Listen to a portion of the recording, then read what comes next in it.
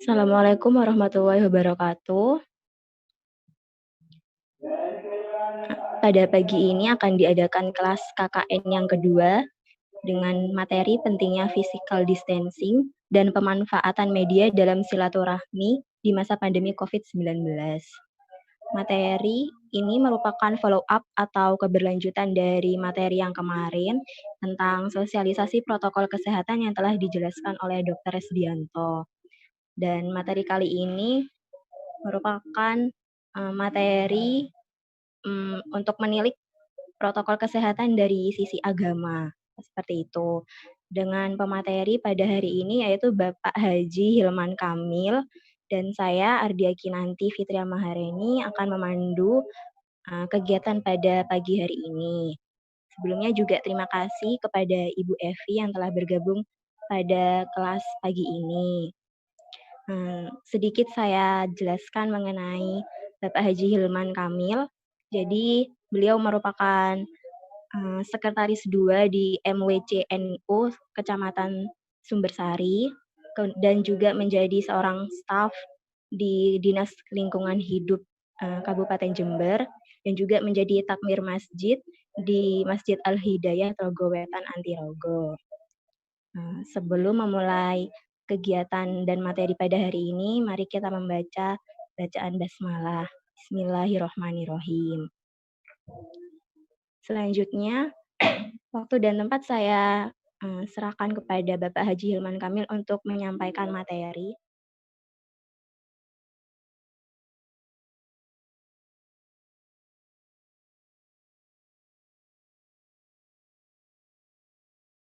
Salil Sayyidina wa Habibina wa Syafi'ina wa Maulana Muhammadin wa ala alihi wa sahbihi ajma'in. Rabbi sholli sadri wa yassir amri wa hlul 'uqdatam min lisani yafqahu qawli. Amma ba'd.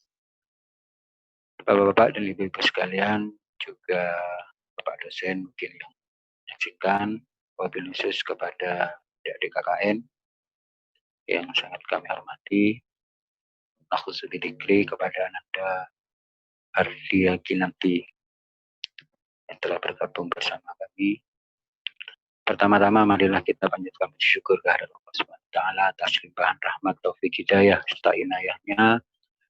Pada kesempatan kali ini pagi menjelang siang kita masih diberi kesempatan oleh Allah untuk menghirup udara, untuk bernafas dan bisa kembali berjumpa walaupun secara virtual. Semuanya ini terjadi karena limpahan rahmat dari Allah Subhanahu wa taala dan wajib kita syukuri. Yang kedua, salawat dan salam Allah semoga tetap tercurah limpahkan kepada kita Nabi Muhammad SAW. Selanjutnya, pada pertemuan kita kali ini, kita akan membahas masalah pentingnya physical distancing dan juga pemanfaatan media dalam bersilaturahmi di masa pandemi COVID-19. Seperti yang telah kita ketahui bersama, langsung pada materi yang akan kita bahas. Seperti yang telah kita ketahui bersama bahwa pandemi COVID atau wabah COVID-19 yang lebih kerennya, lebih maksudnya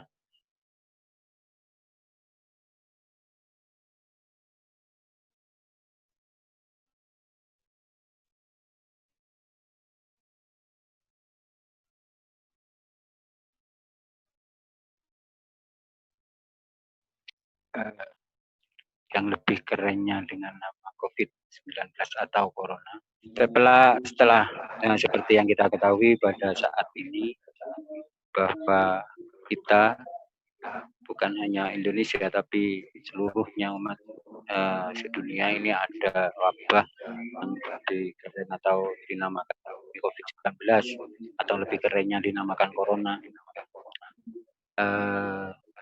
telah menimpa kita semua.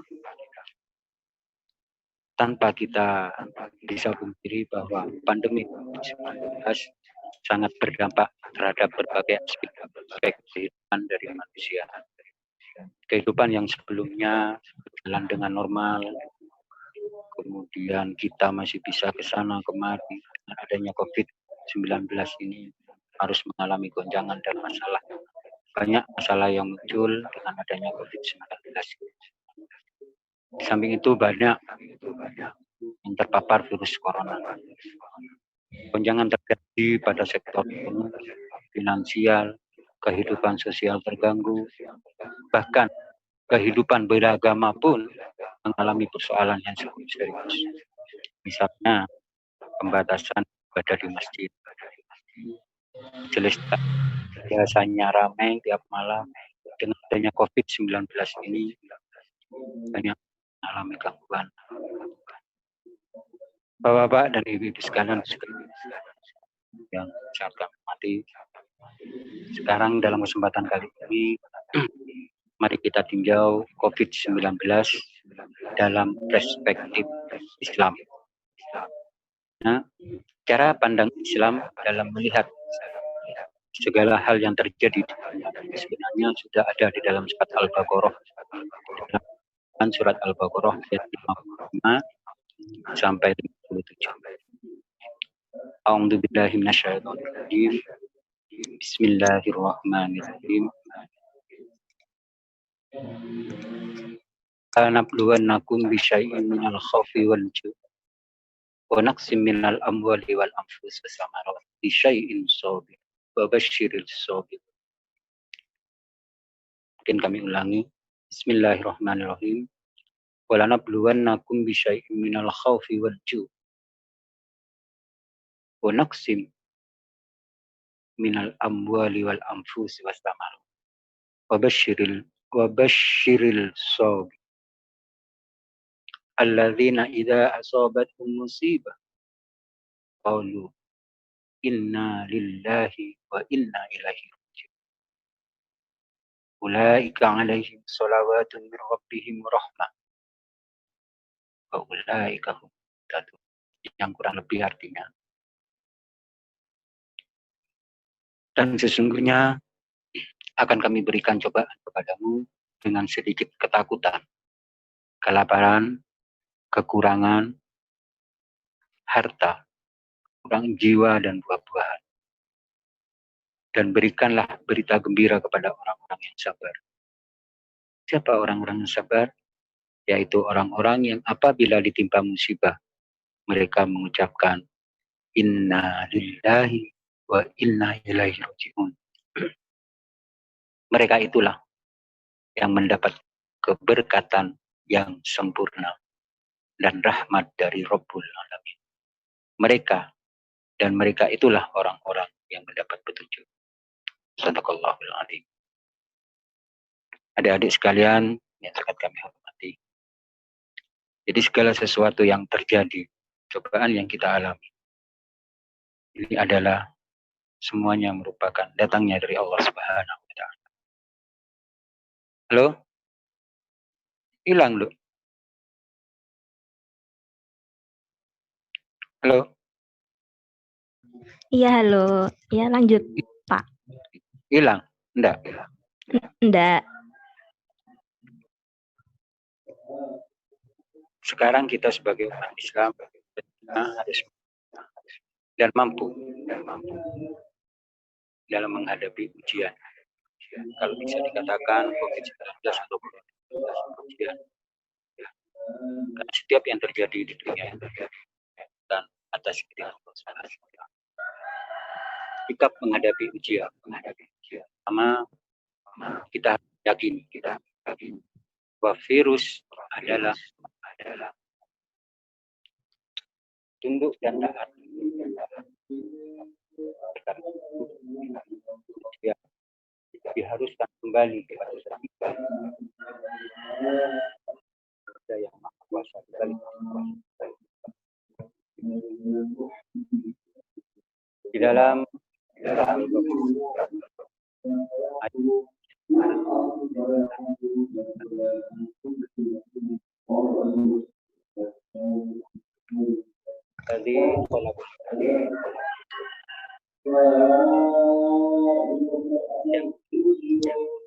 Tes.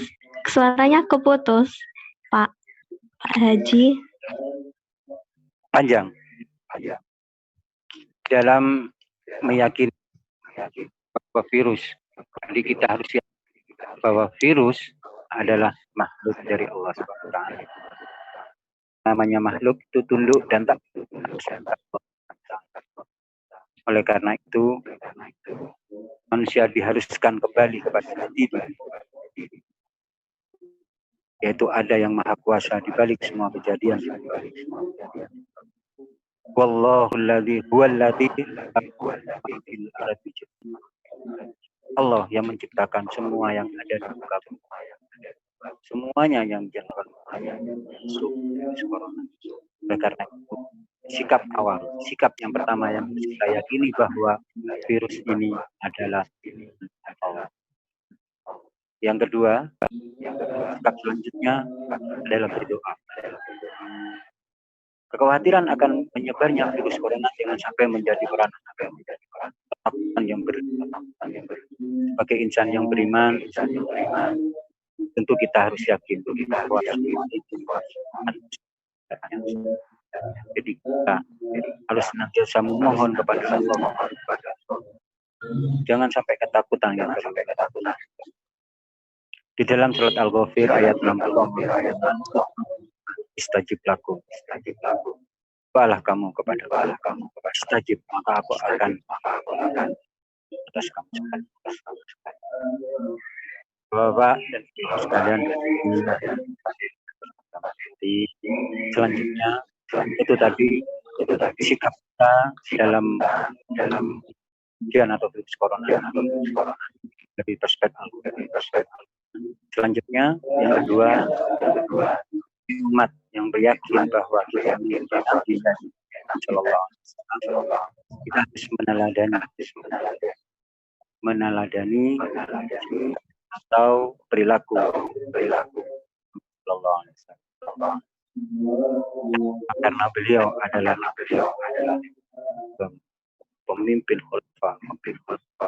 Nabi Muhammad senantiasa menjadi saudara baik itu urusan dunia akhirat umatnya, mulai dari sampai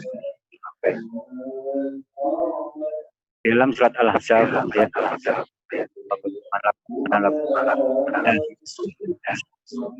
sesungguhnya telah Muhammad Sallallahu Alaihi Wasallam tidak ada wabah kayak ini. Wabah yang cukup dikenal yaitu pes dan lepra. Pada waktu itu Nabi pun melarang umatnya untuk memasuki daerah yang terkena wabah, baik itu pes, lepra maupun penyakit menular lain. Dalam satu riwayat, dalam satu hadis, Nabi Muhammad SAW pernah bersabda yang artinya, jika kalian mendengar tentang wabah-wabah di suatu negeri, maka janganlah kalian memasuki. Tetapi jika terjadi wabah di suatu tempat kalian berada, maka janganlah kalian meninggalkan tempat. Yang artinya, jika kita berada di luar wilayah, maka kita dilarang untuk memasuki wilayah yang kena wabah. Sebaliknya, apabila wilayah kita yang kena, maka kita dilarang untuk keluar dari wilayah tersebut. Ini semua diharapkan dimaksudkan adalah agar wabah yang terjadi itu tidak menular. Peringatan kehati-hatian untuk selanjutnya, peringatan kehati-hatian. Jauhi orang yang terkena lepra seperti kau menjauhi singa. Al-Hadis menyebutkan. Peringatan kehati-hatian dalam berinteraksi dengan orang lain. Misalnya pada wabah COVID-19 ini, dianjurkan untuk sholat di rumah berdasarkan fatwa MUI. Lanjut, prinsip-prinsip Islam dalam menghadapi COVID-19. Yang pertama adalah menghindar.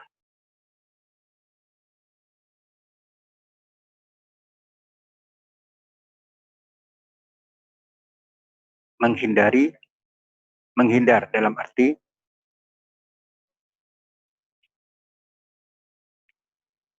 aturan work home atau bekerja dari rumah.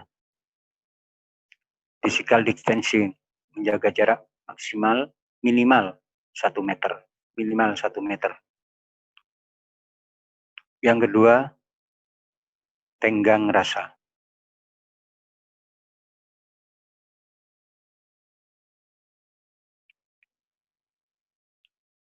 Membatasi aktivitas di keramaian. Yang kedua, isolasi mandiri. Apabila merasa sakit dan baru saja bepergian dari daerah lain. Seperti yang tadi disampaikan di hadis tadi. Yang ketiga, tawakal. Artinya berserah diri pada semua, bahwa semua ini terjadi atas kekuasaan dari Allah SWT. Semua yang terjadi adalah kekuasaan dari Allah Subhanahu wa taala. Berserah diri. Yang keempat, ikhtiar. Menerapkan perilaku hidup bersih dan sehat. Ikhtiar dalam hal ini kalau di Indonesia kan, kalau kata orang awamnya itu usaha. Ikhtiar. Yang pertama, menerapkan perilaku hidup bersih dan sehat. Menerapkan cuci tangan, pakai sabun, dan selalu menggunakan masker. Menjaga stamina tubuh dengan vitamin, makanan yang bergizi. Yang kelima, meyakini bahwa tidak ada musibah kecuali atas takdir yang Allah tetapkan. Bersabar, artinya berkeyakinan bahwa tidak ada musibah kecuali atas takdir yang Allah tetapkan. Sebagai umat Islam tentunya kita tahu bahwa percaya akan takdir merupakan salah satu dari rukun iman. Yang keenam, optimis. Tetap selalu membangun prasangka baik. Optimistis, berdoa dan berikhtiar sebuah tenaga. Kalau di hadis qudsi disebutkan bahwa ana fi doni abdi. Allah berfirman bahwa seaku tergantung dari sangkaan dari makhlukku. Dia lanjut kepada physical distancing. Al-Quran sebagai sumber utama hukum Islam. Dan Al-Sunnah sumber kedua hukum Islam. Yang dari dalil-dalil tadi sudah disampaikan. Segala aktivitas umat merujuk pada nilai dan pesan moral di dalam Al-Quran dan Al-Sunnah. Dari situ akan muncul beragam masalah setelah berakhirnya masa kenabian. Setelah Nabi wafat, akan muncul banyak masalah.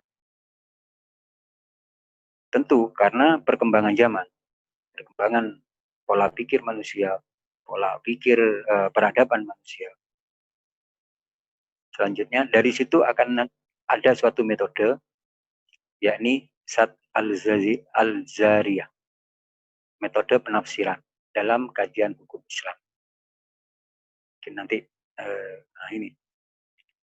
Teori Sadd al-Zariyah adalah dalam teori tersebut dijelaskan bahwa sesuatu yang hukum awalnya mubah atau boleh, maka hukum dari sesuatu tersebut bisa bergeser pada makruh dan haram, tergantung pada dampak negatif dan mudarat yang diakibatkan. Semakin besar mudarat yang ditimbulkan dari perbuatan mubah tersebut, semakin mengarah pada hukum haram. Sebaliknya, apabila hukum awalnya mubah, maka bisa menjadi sunnah, bahkan wajib, jika menjadi membawa kemaslahatan yang besar. Semakin besar manfaat yang didapatkan, semakin mengarah pada hukum wajib. Salah satu contoh adalah penjual pisau.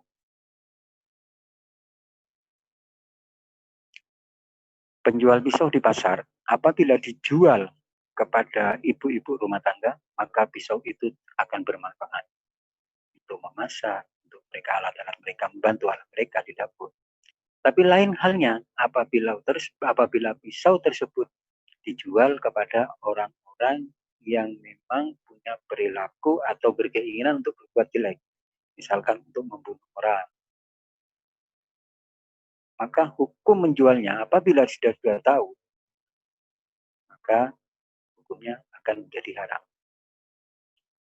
Ini yang dinamakan teori zat al-zariyah. Ada hubungannya dengan physical detention? Ada. Sangat ada.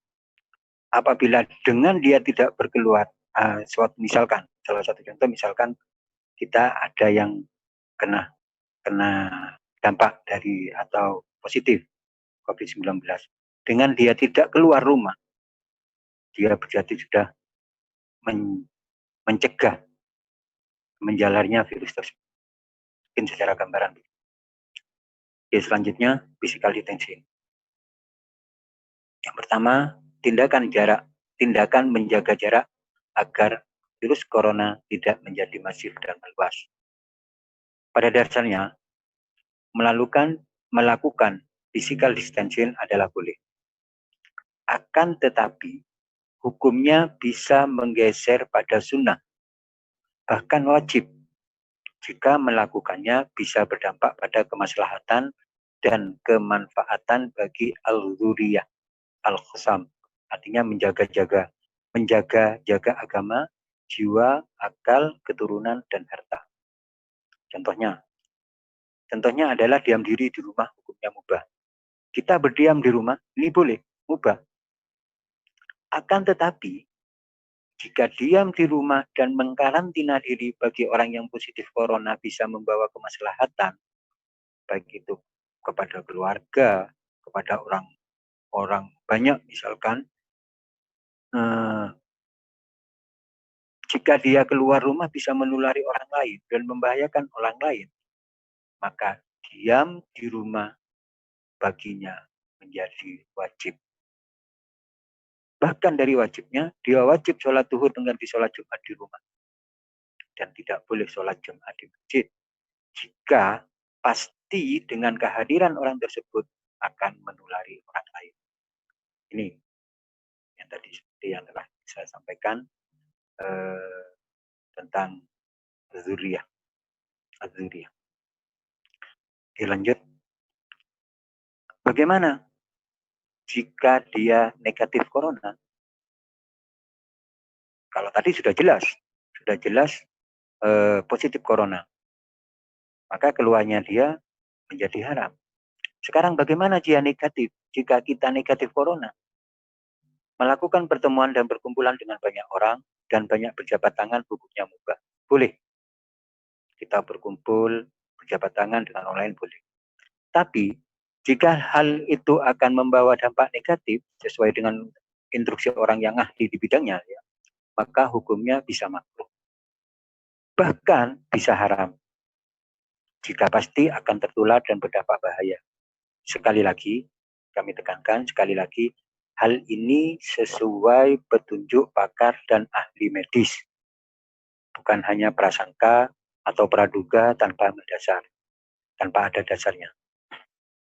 Selanjutnya, kita tidak boleh membahayakan diri sendiri dan harus waspada agar tidak tertular oleh virus corona dengan cara melakukan anjuran pemerintah dan arahan para ahli kesehatan dan tidak boleh membahayakan orang lain dengan cara tidak keluar rumah dan karantina sendiri. Bagi orang sakit yang dianggap ODP, orang dalam pengawasan, atau PDP, pasien dalam pengawasan, atau bahkan dia sudah divonis positif corona. Ya. Panduan bertemu di era kebiasaan baru. Hindari berjabat tangan, seperti yang tadi telah disampaikan. Menggunakan masker.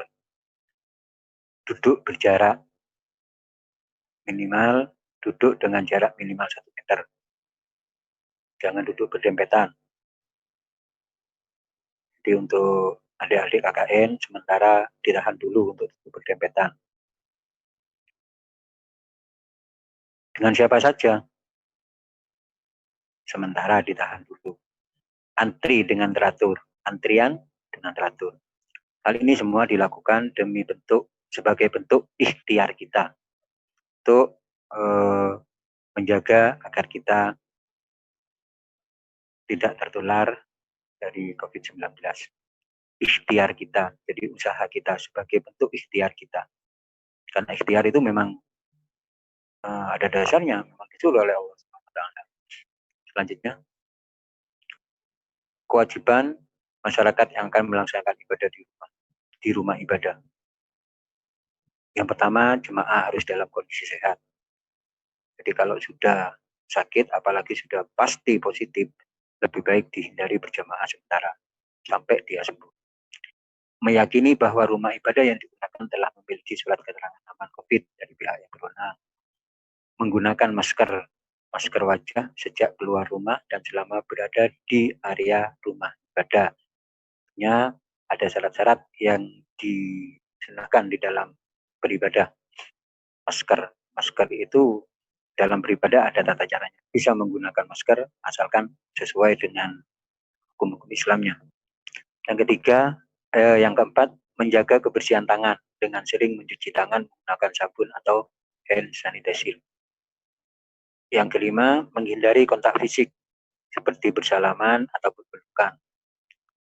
Yang keenam, menjaga jarak antar jemaah minimal 1 meter. Menghindari berdiam lama di rumah ibadah atau berkumpul di area rumah ibadah. Selain untuk kepentingan ibadah yang wajib. Setelah sholat, sementara zikir di rumah.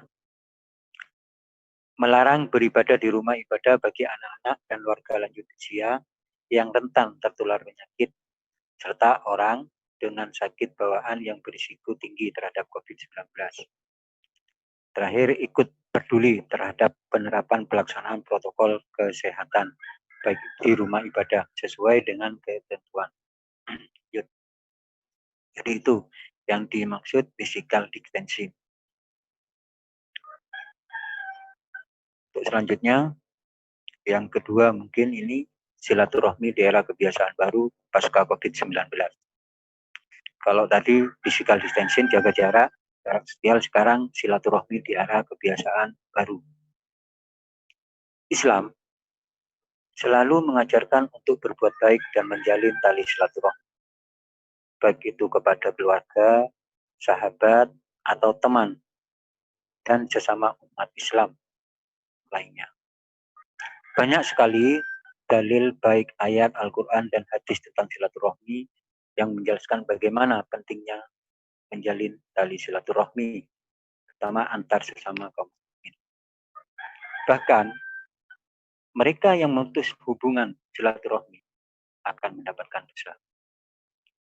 Jadi tidak ada alasan lagi bagi kita untuk tidak menyambung silaturahmi. Contoh silaturahmi adalah pertama-tama saling berkunjung atau bersapa. Terus banyak lagi contoh dari silaturahmi.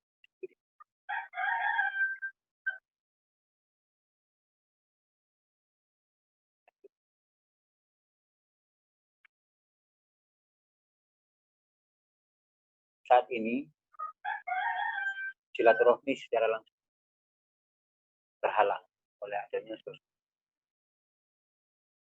Namun walaupun tidak bisa bertatap muka, kita masih bisa bersilaturahmi.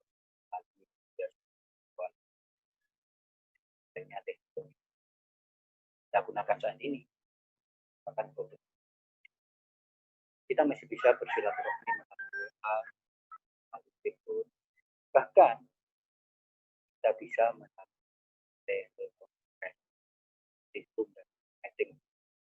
hal ini merupakan bantuan dari teknologi.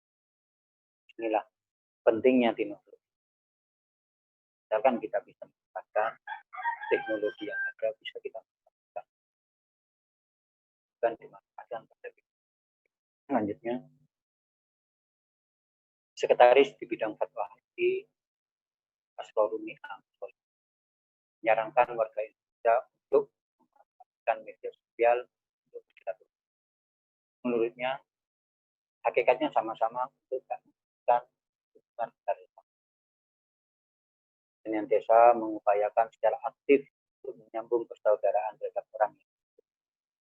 Ini butuh jiwa dada yang lapang. Nah, seiring dengan perkembangan teknologi, informasi dan komunikasi, banyak sarana untuk memudahkan silaturahmi. Media sosial sebagai produk budaya perlu didaya gunakan untuk mempererat tali silaturahmi dan persaudaraan kebangsaan. Itu mungkin yang dapat kami sampaikan pada kesempatan kali ini. Mungkin ada yang kurang berkenan, kami pribadi mohon maaf yang sebesar-besarnya, dan mungkin ada yang perlu ditanyakan, monggo dipersilakan. Halo? Iya, makasih Pak Haji.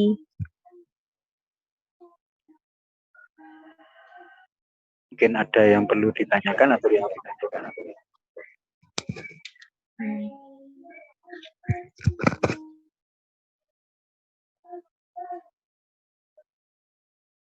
Mungkin dari Ibu Evi terlebih dahulu ada pertanyaan atau tidak?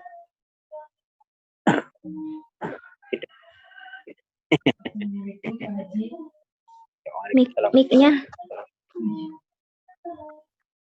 Assalamualaikum Pak Haji. Begini,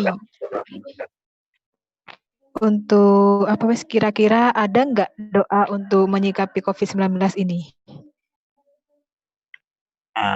Doa Ini. khusus mungkin buat sekeluarga biar itu selain ikhtiar ya cuci tangan itu maksudnya. Kalau doa, saya kira tiap doa sehari-hari kita sudah, kalau mau doa khusus saya kira nggak ada kalau untuk COVID. Tapi secara kasat mata, kita tiap hari berdoa sudah tercakup sebenarnya. Mungkin Bana Atina itu sudah masuk. Tapi kalau kita mau doa yang khusus lagi, untuk yang lebih spesifik lagi dalam hal ini, tidak ada saya kira. Kalau untuk yang spesifik maksudnya kita harus berdoa untuk jauh dari wabah ini, ada sih sebenarnya.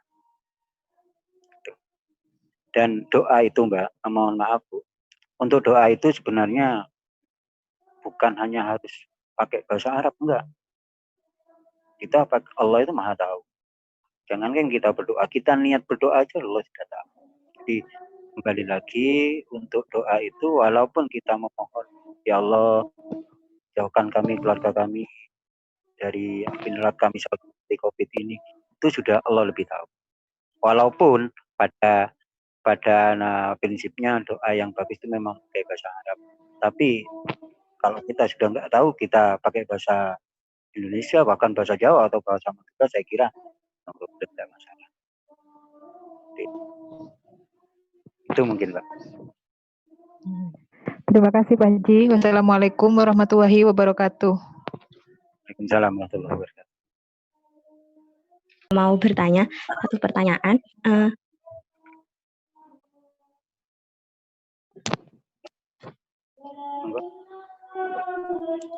Gini, kalau seumpama di rumah ibadah itu tetap diadakan di agama Islam sendiri kan ada sholat berjamaah. Jika dalam rumah ibadah tersebut diadakan sholat berjamaah namun tidak ada jarak physical distancing, itu seperti apa? Apa memang dari fatwa MUI sendiri kan sudah mengatur untuk diadakan pembatasan beribadah di rumah ibadah masing-masing. Jadi seperti apa kalau menanggapi hal seperti ini? Terima kasih. Seperti yang tadi disampaikan, bahwa kalau sudah pasti ada yang kena, itu kan sebagai ikhtiar, untuk ikhtiar. Kalau memang di wilayah tersebut tidak ada yang kena COVID atau positif, atau bahkan PDB atau ODP-nya tidak ada, saya kira nggak masalah. Sesuai dengan pendapat ahlinya. Kalau sudah jelas-jelas kayak gitu, saya kira tetap salah melaksanakan sholat yang tanpa jarak kayak gitu. Kalau sudah ahlinya memutuskan. Jadi tadi melakukan pertemuan dan berkumpulan dengan banyak orang. Kalau sudah sesuai instruksi oleh ahlinya sudah menyatakan bahwa orang itu positif tapi masih memaksa, tetap salah. Secara Al-Quran juga salah itu. Secara hukum Islam pun tetap salah. Tadi Rasulullah sendiri sudah bersabda, kalau di daerah itu terkena lepra, kita dilarang untuk memasuki. Nah, kalau kita berada di dalam wilayah yang kena penyakit menular, kita dilarang keluar. Jadi saya kira jelas itu. Di sana tadi jelas. Kalau di luar ada wabah kayak gitu, kita dilarang mendekat. Tapi kalau kita sendiri yang terkena, kita wajib diam diri di rumah. Saya kira tadi sudah ada di dalam hadisnya tadi. Nah, kembali lagi, kalau ada rumah ibadah kayak gitu, Allahu a'lam. Berarti masyarakatnya yang melanggar itu, warganya yang melanggar. Ya sesuai dengan ketentuan, barang siapa yang melanggar otomatis ya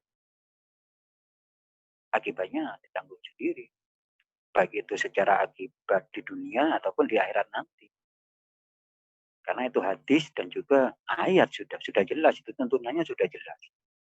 Tapi sekali lagi saya garis bawahi bahwa orang tersebut sudah petunjuk dari pakarnya. Sudah dari pakarnya sudah positif. Kalau dia memaksa, ya tanggung sendiri. Di dunia juga tanggung sendiri, di akhirat nanti tanggung sendiri sudah. Kayak gitu. Bukan hanya praduga loh ya. Sekali lagi bukan praduga. Kalau hanya praduga, saya kira bukan itu. Itu mungkin. Jelas ya. Jadi kembali lagi ke ayat yang tadi itu, ke hadis yang tadi itu. Kalau di luar sudah kena, kita dilarang mendekat. Kalau kita sendiri, di wilayah tersendiri yang kena, kita tidak boleh keluar. Jelas saya sudah. Bahkan untuk sholat Jumat pun kalau memang dia positif, tidak apa-apa sholat di rumah sendiri. Islam itu rahmatan lil alamin. Jadi tidak pernah mempersulit umatnya. Itu Islam. Tidak pernah artinya membuat umatnya pemeluknya itu merasa tertekan. Kok nggak enak aku ya melok Islam, harus gini enggak. Islam itu banyak cara, banyak jalan yang memang untuk mempermudah umatnya. Jadi sama dengan itu tadi. Sakit, sholat Jumat itu wajib. Tapi kalau dia sakit, sudah ahlinya menyatakan kayak gitu, ya sudah. Itu umat Islam. Jadi agama Islam itu agama Islam. Jadi nggak ada kata-kata sulit di dalam. Semuanya ada jalan dan memang ada tuntunannya gitu. Paham ya? Sholat wajib. Ini satu contoh cuma gambaran. Sholat itu wajib.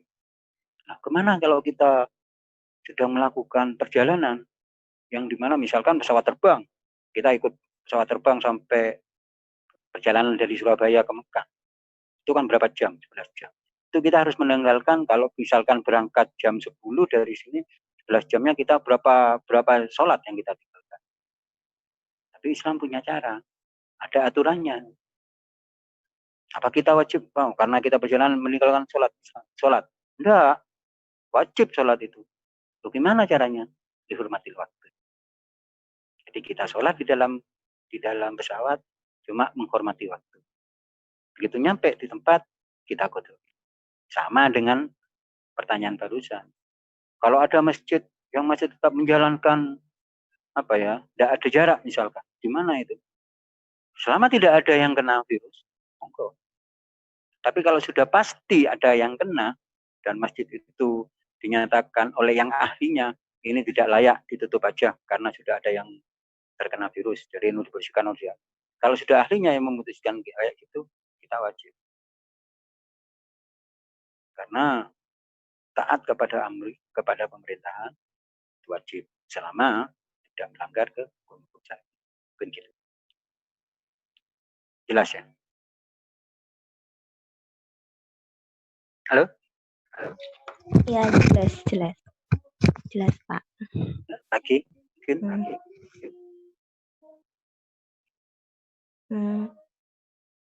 Mungkin satu pertanyaan terakhir nggih. Kan yang kalau untuk sholat itu kan harus merapatkan saf yang saya pahami. Lalu kalau di saat seperti ini, COVID itu dianjurkan untuk ada jarak seperti itu untuk membatasi aktivitas fisik dan sebagainya. Lalu dalam Islam sendiri itu seperti apa? Jika kan yang saya pahami itu untuk sholat sendiri jika berjamaah harus merapatkan saf dari setiap makmumnya.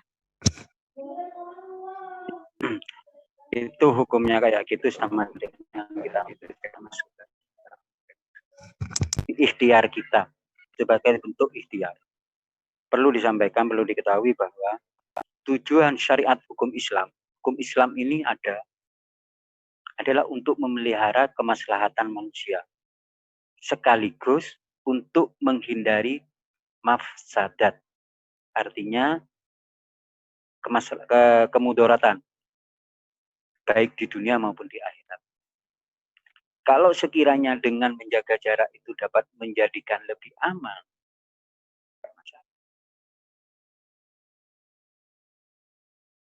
bukan berarti hukum Islam itu lentur, enggak. Oh, kalau gitu hukum Islam bisa berubah-ubah, enggak.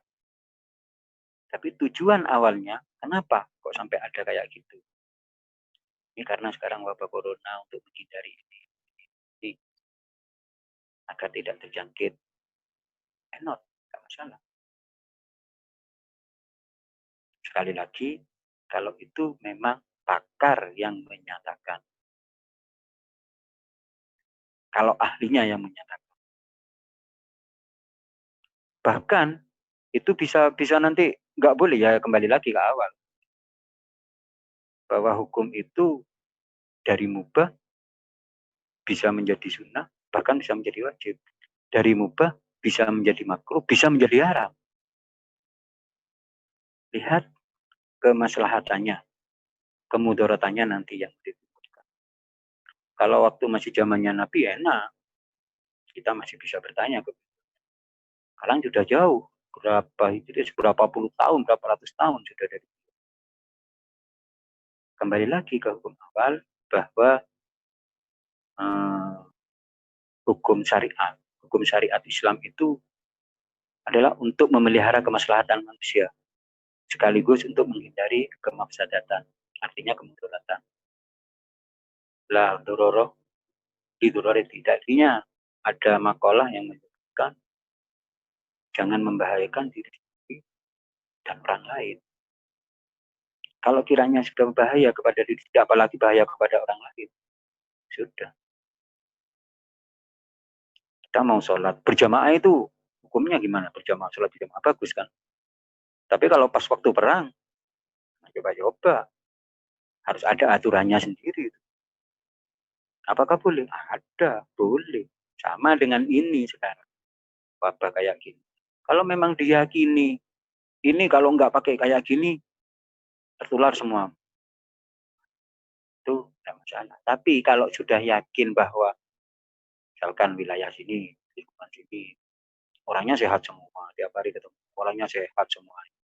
Ya nggak perlu saya kira. Jadi kembali lagi, manfaat dan mudaratnya. Kalau dengan menjaga jarak kayak gitu, sejak Islam pun ada, aturannya ada. Mungkin. Jadi,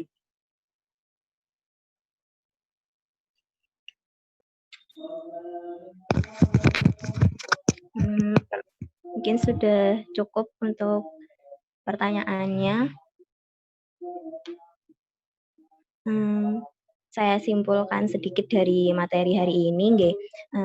Jadi dari agama Islam sendiri sudah ada hukum untuk mengatur mengenai penjagaan fisik atau physical distancing kalau saat ini istilahnya. Jadi untuk mendapatkan kemaslahatan bersama dari penyebaran wabah. Contohnya kalau dalam zaman Nabi itu wabah pes dan lepra. Jadi kita tidak boleh untuk memasuki wilayah yang mengalami wabah tersebut. Jadi Islam sendiri juga sudah memberikan prinsip-prinsip untuk tetap optimis dan bersabar dan melakukan ikhtiar sesuai dengan yang telah dianjurkan oleh para pakar atau untuk saat ini dari para ahli medis, seperti itu.